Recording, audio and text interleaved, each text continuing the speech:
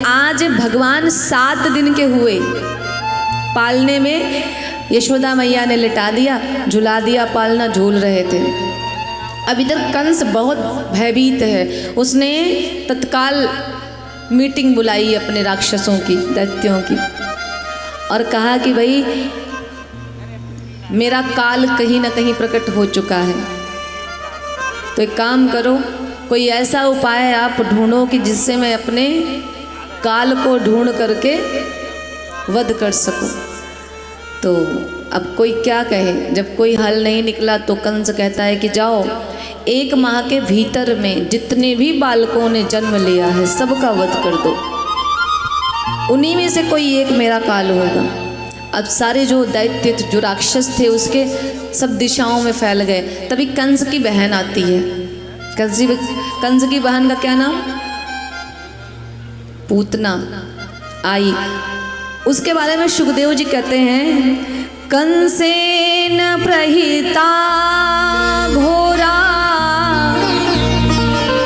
पूतना बालघातिनी।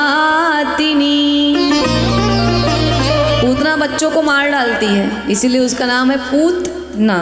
पूतना पहुंची, बोली भैया मुझे भी थोड़ा बहुत कुछ काम दो, बैठे बैठे मन नहीं लगता अब। तो बड़ा भयानक स्वरूप है उसका। तो कंस ने कहा कि बहन एक तो तू दिखती बड़ी भयानक है, तुझको मैं क्या ही काम दूंगा। मैंने इन सबको भेजा, ये लोग थोड़ा दिखने में ठीक ठाक हैं। व्यक्ति सांवला हो गोरा हो ये रंग नहीं मैटर करता है, स्वभाव कैसा है ये महत्व रखता है। तुम्हारा स्वभाव भी गंदा, तुम्हारा स्वरूप भी गंदा, क्या ही करोगे अपने जीवन में। महाराज स्वरूप अच्छा हो या बुरा हो चल जाता है, लेकिन स्वरूप के साथ साथ अगर स्वभाव अच्छा नहीं है ना तब बड़ी समस्या हो जाती है। तो पूतना ने कहा भैया अभी आपको अपने बहन की काबिलियत का पता नहीं है। क्यों भाई, ऐसा क्या है तुम्हारे अंदर? बोली आपके बहन के अंदर एक बड़ा दिव्य गुण है कि मैं किसी भी स्वरूप को धारण कर सकती हूँ। अच्छा तो एक काम करो, तुम गोकुल की तरफ जाओ। ठीक है। अब पूतना ने अपना स्वरूप बदला और दिव्य गोपी का स्वरूप धारण करती है और चटक मटक के चलती हुई पहुंची गोकुल में। इतना दिव्य सुंदर लग रही है कि ऐसा लगता है कि स्वर्ग से साक्षात माता लक्ष्मी पधार रही हैं गोकुल में। ग्वालों ने देखा, अरे ये नई नई देवी जी कौन है, इनको तो हमने कभी देखा नहीं यहाँ गोकुल में। पर वो इतनी सुंदर दिख रही थी कि ग्वालों की हिम्मत नहीं हुई पूछने की कि आप कौन हो। कभी कभी किसी की पर्सनैलिटी इतनी बढ़िया होती है कि भले ही उसके अंदर कोई गुण ना हो, लेकिन लोग उसको बिना जाने समझे ही इज्जत देने लगते हैं। आज उसकी भी पर्सनैलिटी एकदम बढ़िया लग रही, नहीं पूछा।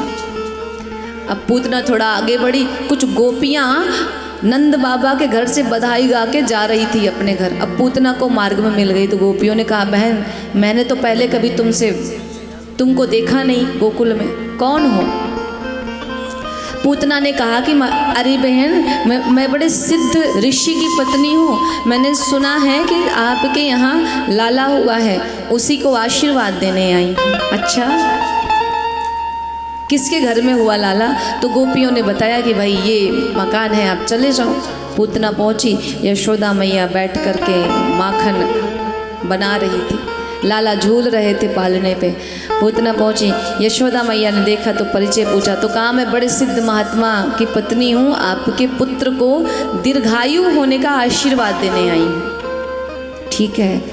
पालने की तरफ बढ़ रही है, भगवान देख रहे हैं कि पूतना मौसी आ रही है। अब भगवान ने देखा कि पूतना आ रही, तो भगवान ने कहा कि क्या ही इसकी तरफ देखना, नेत्र ही बंद कर लेता हूँ, शायद ये बच जाए। भगवान ने आंखों को बंद कर लिया। परीक्षित कहते हैं क्यों बंद किया?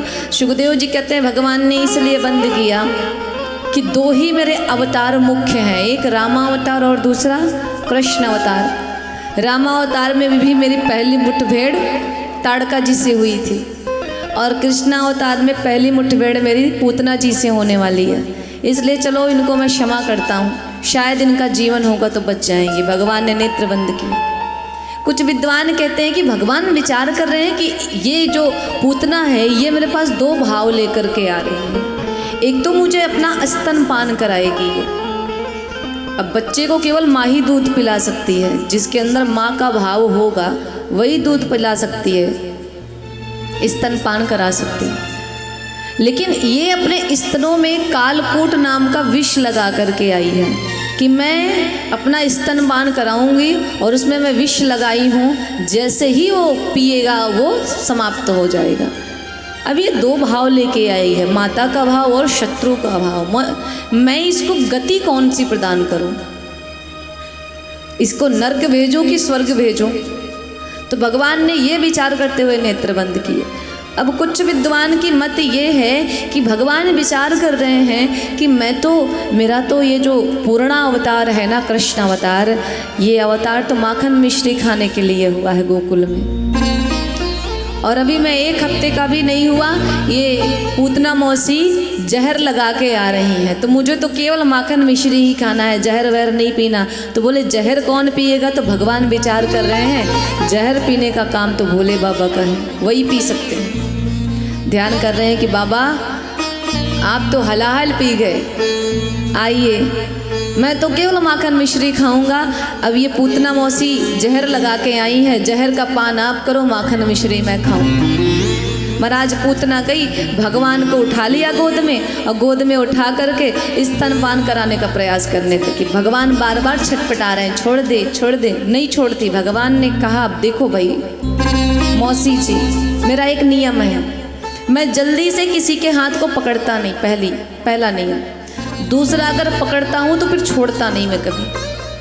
अब छोटा सा बालक जब बोला तो पूतना की तो हालत खराब, लेकिन फिर भी जबरदस्ती भगवान को अपना स्तनपान कराने लगी।